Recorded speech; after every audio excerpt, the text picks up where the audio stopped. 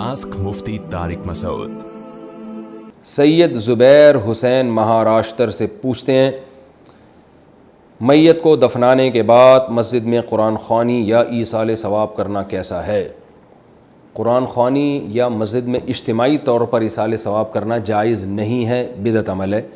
اس کی وجہ یہ ہے کہ دیکھیے ایصال ثواب تو حدیث سے ثابت ہے، مشہور حدیث ہے۔ ایک صحابیہ نے پوچھا، یا رسول اللہ میری والدہ کا انتقال ہو گیا، کیا میں ان کی طرف سے صدقہ کر سکتی ہوں؟ آپ نے فرمایا ہاں کر سکتی ہو۔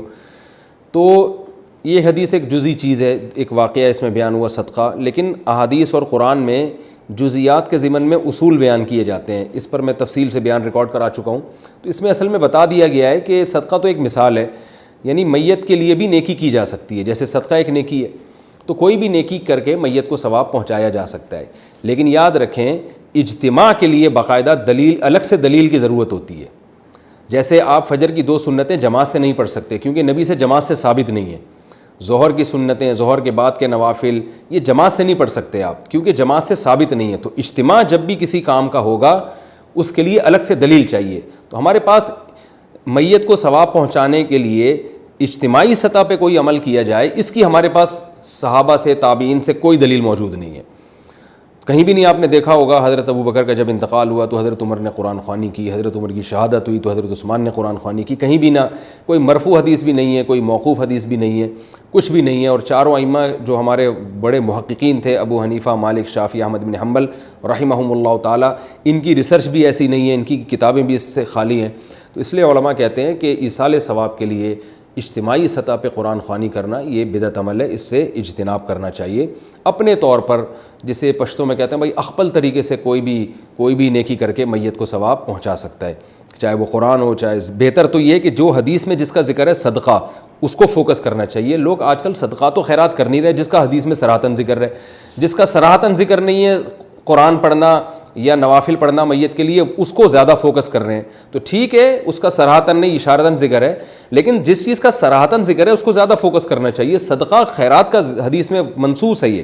تو اس لیے میت کو ثواب پہنچانے کا سب سے بہترین طریقہ یہ ہے کہ میت کے لیے صدقات و خیرات کیے جائیں، اور وہ بھی انفرادی طور پر۔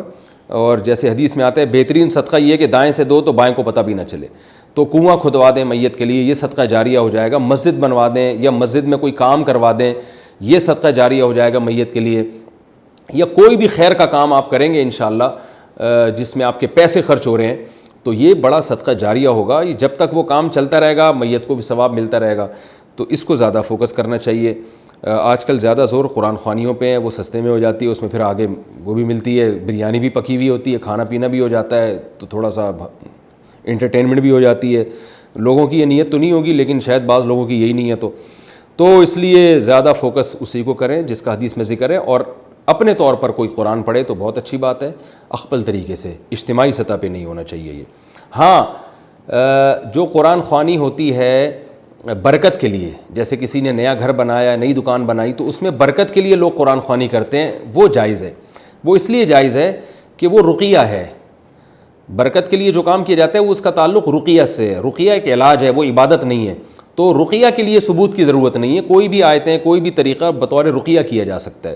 تو بعض علماء تو اس کے بھی قائل نہیں ہیں کہ برکت کے لیے بھی قرآن خوانی اس لیے جائز نہیں کہ لوگ اس کو بھی عبادت سمجھتے ہیں، اور وہ ایصال ثواب والی قرآن خوانی اور برکت والی قرآن خوانی میں لوگ فرق نہیں کرتے، تو اس سے بدعت کی ترویج ہوتی ہے۔ جو مفتی رشید احمد صاحب رحمہ اللہ تعالیٰ تھے، ہمارے شیخ تھے، ان کی یہی رائے تھی کہ برکت کے لیے قرآن خوانی بھی جائز نہیں ہے، بلکہ اپنے طور پر اس میں جو ہے برکت کے لیے آپ قرآن پڑھیں اپنے طور پر۔ اور وہ کہتے تھے سب سے بہتر تو یہ گناہوں سے بچیں اور ایمانداری سے آپ دکان میں تجارت کریں، تو یہ سب سے بڑی برکت کی چیز ہے۔ قرآن خوانی کروا لیتے ہیں، اگلے دن سے کسٹمر کو ٹھگنا شروع کر دیتے ہیں اور سمجھتے ہیں کہ برکت ہو جائے گی، اور جانداروں کی تصویریں لٹکائی ہوئی ہوتی ہیں جو برکت کو ختم کر دیتی ہیں۔ سب سے بڑی بات یہ ناپ تول میں کمی کرتے ہیں، جھوٹ بول کے تجارت کرتے ہیں۔